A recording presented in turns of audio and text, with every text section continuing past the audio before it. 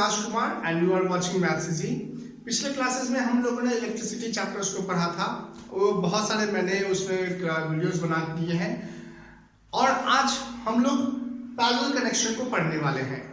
मैंने series connection को पढ़ाया, ओम्स लॉ को पढ़ाया, ओम्स लॉ पे बहुत सारे प्रॉब्लम्स को मैंने सॉल्व करवाया। रेजिस्टेंस क्या है, रेजिस्टिविटी क्या है, कंडक्टिविटी क्या है, सभी के बारे में मैंने आपको बताया। साथ में मैंने कुछ सीरीज कनेक्शन पे बहुत सारे प्रॉब्लम्स को भी मैंने सॉल्व करवाया था और थोड़ी थोड़ी जानकारी जो है वो पैरेलल कनेक्शन के बारे में भी दिए थे हम। तो आज हम लोग थोड़ा सा उसको और रिवीजन करेंगे, पैरेलल कनेक्शन को थोड़ा सा रिवीजन करेंगे और जानने की कोशिश करेंगे कि कैसे हम लोग न्यूमेरिकल प्रॉब्लम्स को अगर पैरेलल कनेक्शंस पे दिए हुए रहते हैं तो उसको हम लोग कैसे सॉल्व करेंगे। तो ऐसे स्टूडेंट जिन्होंने अभी तक मेरा पिछले वाला वीडियो को नहीं देखा है, सबसे पहले उस वीडियो को जाकर के देखें, उसका डिस्क्रिप्शन में सारा लिंक आपको मिल जाएगा। और मेरे चैनल को सब्सक्राइब करें, वीडियो को लाइक करें, वीडियो को शेयर करें। आगे बढ़ते हैं। तो जैसा कि हम लोग देख रहे हैं कि ये हमारा कनेक्शन है जिसमें दो रेजिस्टेंस है और एक वोल्टेज सप्लाई दिया गया है। यहां से क्या होगा दोस्तों, करंट यहां से आई जाएगा, ठीक है। और इस पॉइंट पे पहुंचने के बाद, है ना, इस पॉइंट पे पहुंचने के बाद क्या हो जाएगा, ये दो हिस्सों में, यहां तक सपोज करिए ये हमारा करंट आई है। अब या इस पॉइंट पे पहुंचने के बाद ये जो है वो करंट जो है वो टूट जाएगा, करंट का डिवीजन हो जाएगा। सपोज करते हैं ये I1 करंट इधर से गया और ये I2 करंट, I1 करंट और I2 करंट फ्लो हो रहा है। पहले क्या था, I करंट फ्लो हो रहा था, अब क्या हो रहा है, इस I2 रेजिस्टेंस में I1 करंट जा रहा है और R1 रेजिस्टेंस में I2 करंट जा रहा है। या फिर आप क्या कर सकते हैं, दोनों को मतलब सुविधा के लिए दोनों को I1 और I2 कर दीजिए। मतलब रेजिस्टेंस 1 से I1 करंट जा रहा है और रेजिस्टेंस 2 से वो I2 करंट जा रहा है। मतलब कहने का मतलब ये हुआ कि यहाँ पे करंट का डिवीजन हो रहा है। सबसे पहले करंट I था, वो टूट करके, वो डिवाइड हो करके दो अलग अलग करंट में वो क्या हो जाता है, बदल जाता है। तो ऐसे कनेक्शंस जो मतलब करंट को डिवीजन करे, ऐसे कनेक्शन को हम लोग क्या बोलेंगे, पैरेलल कनेक्शन बोलेंगे। मतलब पैरेलल कनेक्शन में क्या होगा दोस्तों, पैरेलल कनेक्शन में हमेशा करंट का डिवीजन होगा, ठीक है। और उसके बाद हम लोग क्या करेंगे, उसके बाद हम लोग जो भी हमारा रेजिस्टेंस है उसका हम लोग इक्विवेलेंट रेजिस्टेंस को फाइंड आउट करेंगे। तो हमारा इक्विवेलेंट रेजिस्टेंस अगर पैरेलल है तब, सीरीज के लिए मैंने बता दिया था R1 + R2 + R3 या फिर सम ऑफ ऑल रेजिस्टेंसेस। यहाँ भी क्या होगा, R equivalent is equals to 1/R1 + 1/R2 + 1/R3 plus 1/Rn। मतलब जितना भी मतलब इक्विवेलेंट दिया रहेगा, ये हमारा 1/R इक्विवेलेंट का फॉर्मूला हो गया, 1/R इक्विवेलेंट। इस तरह से, इस फॉर्मूले से हम लोग क्या करते हैं, इक्विवेलेंट निकालने की कोशिश करते हैं। किसका, जब पैरेलल कनेक्शन हमारा दिया हुआ रहे तब। मैं आपको अभी न्यूमेरिकल एक सॉल्व करके दिखाने वाला हूं। उसके बाद हम लोग ओम्स लॉ तो पढ़े हैं, ओम्स लॉ से हम लोग करंट निकालेंगे या फिर वोल्टेज निकालेंगे, है ना, अगर जो भी चीजें, या फिर R1 में कितना वोल्टेज जा रहा है, R2 में कितना वोल्टेज सप्लाई जा रहा है, R1 में कितना करंट है, R2 में कितना करंट है, ये सब चीजों को हम लोग भी क्या करेंगे, पढ़ने वाले हैं। आइए एक न्यूमेरिकल को सॉल्व करके देखते हैं, उसके बाद फिर बड़े आसानी से हम लोग इस सवाल को और इस पैरेलल कनेक्शन को बड़े आसानी से हम लोग देख सकते हैं। तो जैसा ये क्वेश्चन में दिखाया जा रहा है कि R1 का जो वैल्यू है वो 6 ओम है, R2 का वैल्यू 4 ओम है, वोल्टेज सप्लाई 10 वोल्ट है। हमें क्या पता करना है दोस्तों, हमें टोटल करंट पता करना है कि करंट कितना होगा, वो हमें पता करना है। तो सबसे पहले तो हमें क्या करना पड़ेगा, दो ही रेजिस्टेंस है, दोनों पैरेलल में है। क्यों पैरेलल में है, क्योंकि मैंने यहाँ बताया अभी कि करंट का यहाँ पे डिवीजन चल रहा है। तो टोटल सबसे पहले रेजिस्टेंस निकालेंगे R इक्विवेलेंट। R इक्विवेलेंट दोस्तों कैसे निकालते हैं, R equivalent equal to 1/R equivalent is equals to, वो हो जाएगा 1/R1 + 1/R2। क्यों, क्योंकि यहाँ पे बस दो ही रेजिस्टेंसेस है, R3 नहीं लिख सकते, R4 नहीं लिख सकते, ठीक है। तो 1/R1 का वैल्यू 1/6 + 1/4। एलसीएम दोस्तों क्या हो जाएगा, 12। एलसीएम इसका क्या आ जाएगा, वो हो जाएगा 12। 6 2 12, 4 3 12, मींस आ जाएगा 5/12। ये क्या आ जाएगा 1/R इक्विवेलेंट का वैल्यू क्या आ जाएगा 5/12 में। लेकिन हमें तो R इक्विवेलेंट चाहिए क्योंकि ओम्स लॉ में तो R चाहिए, 1/R तो चाहिए नहीं। तो हमारा क्या हो जाएगा R equivalent is equals to, बस रेसिप्रोकल या फिर उल्टा कर देंगे, वो हो जाएगा 12/5। बस अभी इतना ही रख देते हैं, आप पॉइंट में भी ला सकते हैं, कोई प्रॉब्लम नहीं है। तो 12/5 ये हमारा क्या आ गया R इक्विवेलेंट, वो आ गया इस पैरेलल कनेक्शन के लिए जो ओवरऑल रेजिस्टेंस है वो है 12/5 ओम। अब हम लोग जानते हैं by Ohm's law, Ohm's law से हम लोग क्या जानते हैं V equals to IR, V equals to IR, देयरफॉर I इक्वल्स टू क्या हो जाएगा V/R। V हमें पता है 10, तो इसके नीचे क्या लिख सकते हैं 10/1 बाय R जो है वो क्या है 12/5, मींस आ जाएगा 10/1 मल्टीप्लाई 5/12। कैंसिल कर देंगे, क्या हो जाएगा 2 से कैंसिल करते हैं तो 2 6 एंड 2 5 आता है 25/6। 25/6 दोस्तों ये क्या हो गया 25/6, ये हमारा हो गया ये एम्पियर। इसको सॉल्व करेंगे तो ये क्या हो जाएगा 4 होल 1/6 एम्पियर भी लिख सकते हैं, 4 होल 1/6, या फिर आप पॉइंट में भी लेकर के आ सकते हैं, कोई दिक्कत नहीं होगा। पॉइंट में लेकर के आते हैं तो क्या हो जाएगा 25 से डिवाइड देते हैं, 6 4 जा 24, माइनस कर देंगे 1 0 6 1 जा 6 4 0 6 6 जा 36, मतलब 4.16 एम्पियर, 4.16 एम्पियर इसका वैल्यू आएगा। मतलब इस और इसमें कनेक्शन में, पैरेलल कनेक्शन में, इस सर्किट में कितने करंट दौड़ रहा है 4.16 एम्पियर करंट जो है वो फ्लो हो रही है। हमारा नेक्स्ट सवाल है इफ 3 रेजिस्टेंसेस, कितने रेजिस्टेंस है 3 रेजिस्टेंसेस ऑफ 3 ओम ईच, हर एक रेजिस्टेंस जो है वो 3 ओम का है, are connected in parallel, parallel में कनेक्टेड है, what will be there total resistance, total resistance क्या होगा। Also find current in the circuit when 15 volt supply is connected to circuit, और हमें टोटल करंट भी निकालना है, टोटल करंट फाइंड भी करना है जब सप्लाई जो है वो 15 वोल्ट का सप्लाई होगा। आइए सबसे पहले तो हमें क्या करना पड़ेगा, सबसे पहले हमें सर्किट को ड्रॉ करना पड़ेगा, वो करते हैं हम लोग। तो ये हमारा क्या है सर्किट हो गया, वो क्या है सभी के सभी पैरेलल में है, सभी के सभी पैरेलल में है। ये भी है 3 ओम, ये भी है 3 ओम और ये भी है 3 ओम, और वो क्या है कनेक्टेड है एक सोर्स से जिसका जो वैल्यू है वो है 15 वोल्ट। ठीक है, ये हमारा सर्किट डायग्राम जो है वो रेडी हो गया, बनके तैयार है। अब टोटल रेजिस्टेंस हमें निकालना है, सबसे पहला सवाल। तो टोटल रेजिस्टेंस के लिए क्या फॉर्मूला अभी मैंने बताया है, R equivalent 1/R equivalent is equals to 1/R1 plus 1/R2 plus 1/R3।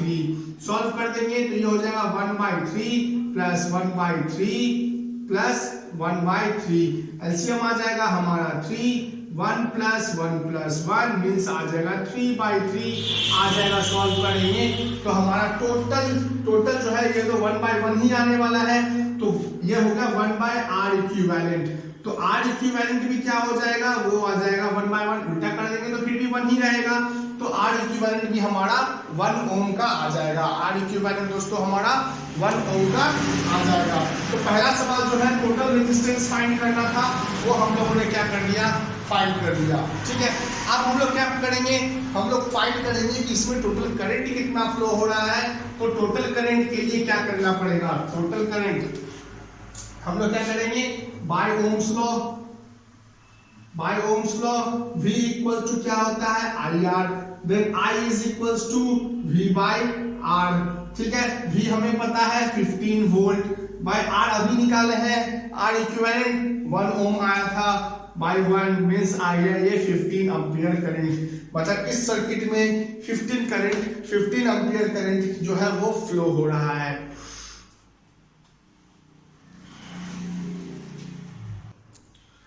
हमारा अगला सवाल है, एक सर्किट डायग्राम है जो कि पैरेलल है, देखने से पता चल रहा है क्योंकि इस पॉइंट से करंट का डिवीजन हो रहा है, ये वाले पॉइंट से करंट का क्या हो रहा है कुछ डिवीजन हो रहा है ना, जो कि R1 का वैल्यू है 3 ओम और R2 का वैल्यू है 6 ओम। वोल्टेज सप्लाई 12 वोल्ट की वोल्टेज सप्लाई है।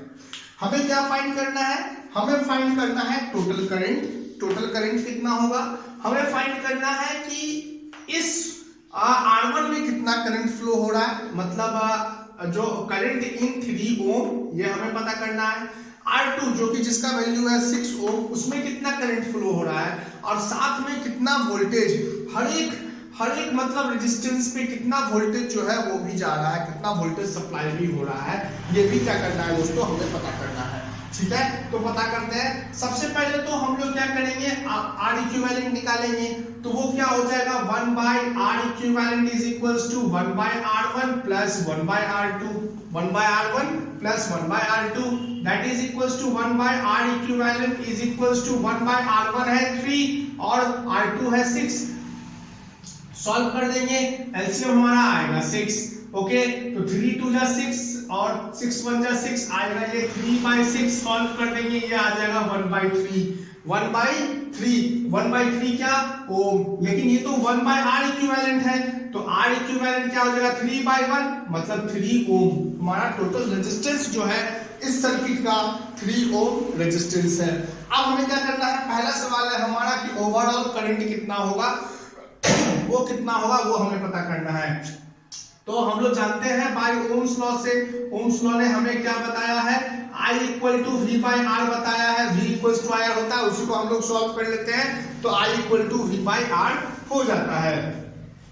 तो V हमारे पास है 12 और अभी हम लोगों ने R इक्विवेलेंट निकाला जो कि क्या है 3 है, मींस इसमें 4 एम्पियर करंट जो है वो फ्लो हो रहा है। ओवरऑल 4 एम्पियर करंट जो है वो इसमें फ्लो हो रहा है। तो हमारा पहला सवाल जो है वो आ जाएगा 4 एम्पियर करंट हमारा फ्लो हो रहा है। सेकंड क्या है हमारे पास कि I3 मतलब इस रेजिस्टेंस पे कितना वोल्टेज मतलब करंट जा रहा है और सेकंड वाला जो रेजिस्टेंस है उसमें कितना वोल्टेज सप्लाई जा रहा है, ये हमें पता करना है। तो हमारे पास क्या है, हमें करंट निकालना है ना। तो करंट जो निकालेंगे तो वोल्टेज सप्लाई कितना जाएगा वो सबसे पहले देख लें, वो क्या होने वाला है। तो हमारे पास V का जो वैल्यू है वो है 12 वोल्ट है ना, और R1 का जो वैल्यू है वो है हमारे पास 3 ओम है ना। तो इसका मतलब करंट जो होगा वो 3 ओम से कितना जाएगा, V बाय R ही तो जाएगा। V कितना है 12 बाय कितना हो जाएगा 3 दोस्तों, 12/3 वो हो जाएगा हमारे पास। अच्छा, सबसे पहले तो हम लोग क्या कर लेते हैं इसमें कि ओवरऑल यहाँ पे कितना वोल्टेज सप्लाई हो रहा है और यहाँ पे कितना वोल्टेज सप्लाई हो रहा है, ये भी हम लोग निकालेंगे। यहाँ पे ये जो सवाल है वो फाइंड वोल्टेज इन ड्रॉप वो नहीं है। दरअसल क्या है कि हर एक रेजिस्टेंस का एक पोटेंशियल डिफरेंस पहले से ही यहाँ पे पता है हमें। हर एक मतलब 3 ओम में कितना वोल्टेज ड्रॉप हो रहा है ये भी हमें पता है, और 6 ओम पे जो कि हमारा R2 रेजिस्टेंस है उस पर कितना वोल्टेज जा रहा है या फिर पोटेंशियल ड्रॉप कितना हो रहा है ये भी हमें पता है। यहाँ पे हमें ये पता है कि यहाँ पे ये हो रहा है 8 वोल्ट का वोल्टेज सप्लाई हो रहा है, और यहाँ पे हमारा हो रहा है वो क्या है 4 वोल्ट का वोल्टेज सप्लाई, 4 वोल्ट में हो रहा है वो यहाँ पे पोटेंशियल ड्रॉप जो हो रहा है सेकंड वाले पे R2 पे। तो हमें क्या करना है, हमें फाइंड करना है कि current through 3 ohm resistor, current through 3 ohm resistor. तो V क्या होता है formula V by R। Current through 3 ohm resistor जो है वो क्या है हमारे पास 8 ओम है, सॉरी 8 वोल्ट है, बाय रेजिस्टेंस का वैल्यू तो 3 है। तो क्या आ जाएगा दोस्तों 3/8 सॉल्व कर देंगे 3/8 को, तो वो क्या आ जाएगा 3 2 जा 6 माइनस कर देंगे 0 3 6 जा 18, तो 2.66 एम्पियर करंट जो है वो पहले वाले R1 से जा रहा है।